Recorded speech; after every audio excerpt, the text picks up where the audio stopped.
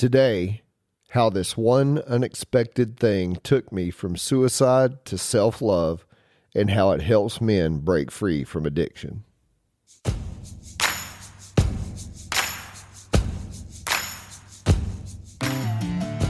Welcome to Sacred Grit, a podcast equipping men to conquer addiction and overcome inner struggles through physical, mental, and spiritual disciplines so you can become a man of honor and integrity. I'm Jason Lyle. Now let's get to work. Today you'll learn shame can crush you or push you toward change. Hard decisions train you to face truth. And every new choice builds integrity and self-respect. This episode is brought to you by MMB Dentistry in Griffin, Georgia.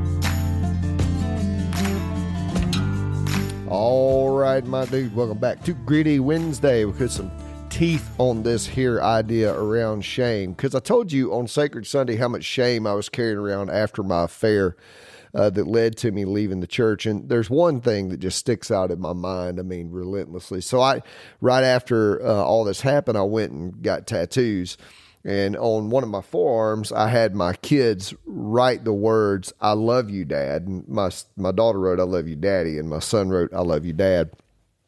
And it's tattooed on each side of this phoenix that's kind of rising from the ashes, right? So it's like this idea of this rebirthing thing. And, I had it all put in there. And one day we're all at the house, not long after it all came out, me and my daughter and my son.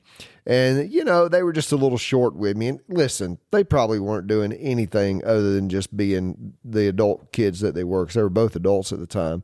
But, I'm in this shame cycle, right? This whole, oh, woe is me. I'm such a terrible piece of shit. And, of course, everybody, I'm putting that on them. And I'm sure I put it on my two kids as well. And so, they're a little short, completely natural over what I've done. They weren't doing anything wrong. But the shame that I felt was so heavy, man. And I just remember going out and sitting under a tree in the backyard and just wanting to take a pocket knife and cut that tattoo off. It was like I felt like I just wasn't deserving of it, to have their handwriting on my arm. Now, listen, it's 100% victim speak, my dude.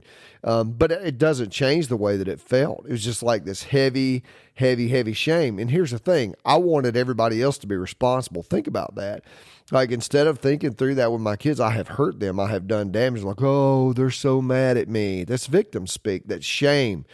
But it's a shame that should move me toward change, right? Not further in that victim mentality. Now, maybe you can relate to that. Maybe you remember a time something was so heavy that you thought you couldn't hold it any longer. A DUI, sitting in jail, being caught in an affair. I'm willing to bet you know that feeling. So let me kind of give you a way out on this deal, okay?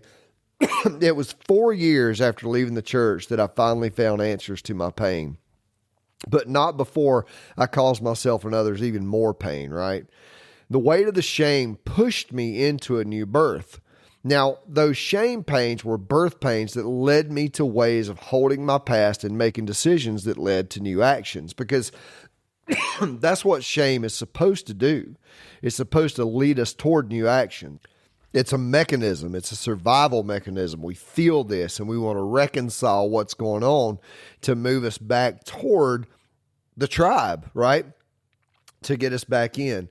So the weight of the shame pushed me into this new birth, right? When I finally found the way forward, it was at the end of myself, in the middle of shame again. Laying in bed, staring at the wall, literally planning my suicide. And I had a plan. And then I found what I'd been looking for, right? God. I believe it was Rumi who said, "I searched for God and found only myself. I searched for myself and found only God." And that is where I found the cold water. A lot of people hear me talk about this, and they hear me, I think I did an episode one time called The Altar of Cold Water.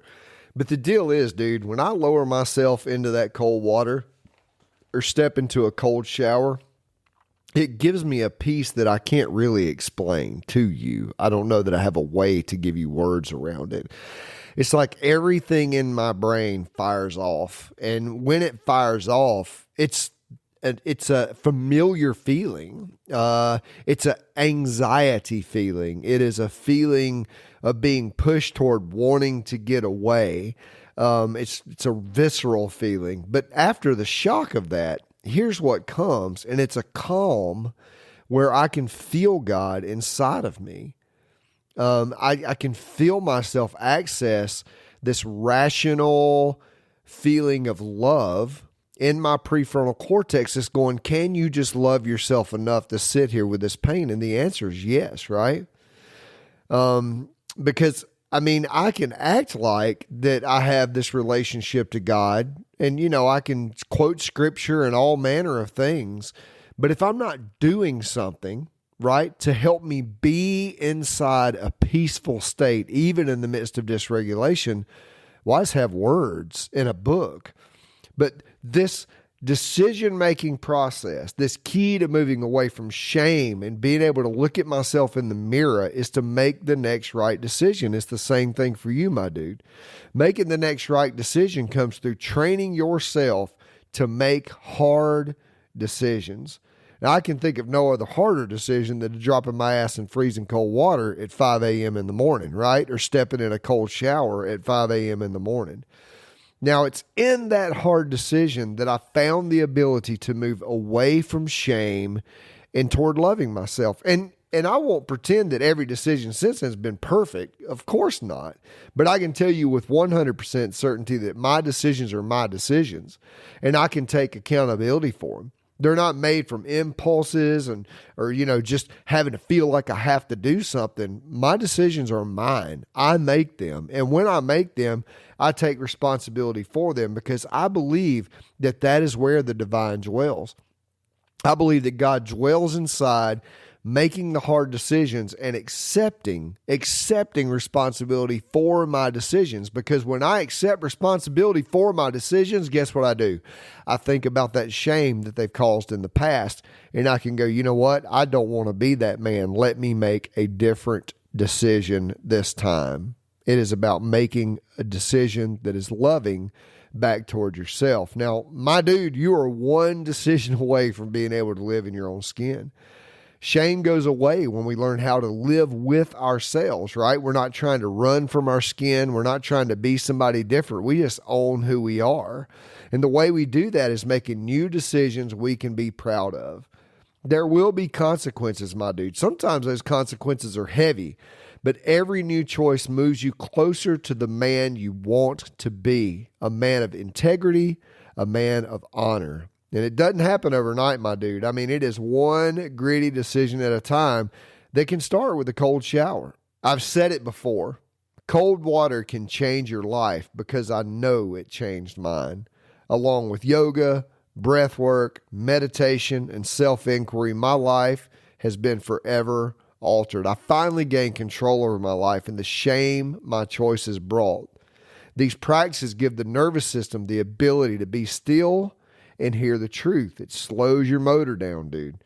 And self-inquiry helps us to see who we really are, ask where we want to be, and love ourselves enough to get there. Now, if you want help on this path, you can book a consultation call in the link, and we'll see if we're a fit, because this is what I do. I coach guys through this process, learning how to get your nervous system regulated so that you can inquire of yourself, how did I get here, right? How did I get to this spot, and how do I get out? Now, if men everywhere began this journey toward nervous system regulation and self-inquiry that leads them to self-love, the world would change, man. Men who first change themselves can then change the people around them. They can be the father they've always wanted to be. They can be the husband they've always wanted to be. They can be the employee they've always wanted to be. They can be men of honor and integrity, men of sacred grit. All right, my dude. So today you learned shame can crush you or push you toward change. Hard decisions train you to face the truth. And every new choice builds integrity and self-respect. All right, my man. I appreciate you as always listening, tuning in, hearing what I have to say. I'm sure some weeks it resonates with you and other weeks it does not. but I sure hope that you're taking tools away to make your life better. You can go down into the show notes. You can click on that link to book a consultation call. I would love to hear from you, how I might could help you. You can also click on the website, go to the men's retreats. There's one coming up in January. I would love to have you as a part of, and my email's down there. Any of those, get in touch with me. Would love to hear from you. All right, closing sponsor. This episode is also brought to you by Adventures in Recovery. We are headed out tomorrow morning to take some guys out on a hiking trip. And we'll be out there for 3 days and 2 nights. And it is a group of men who are just doing these things together. They're getting real. We go out in the woods, kind of separate ourselves on a hiking trip. And here's the thing, the whole thing is free. You can check it all out at recoveryadventures.org. All right, my dude. I hope you have a great week. I'll see you on Sacred Sunday.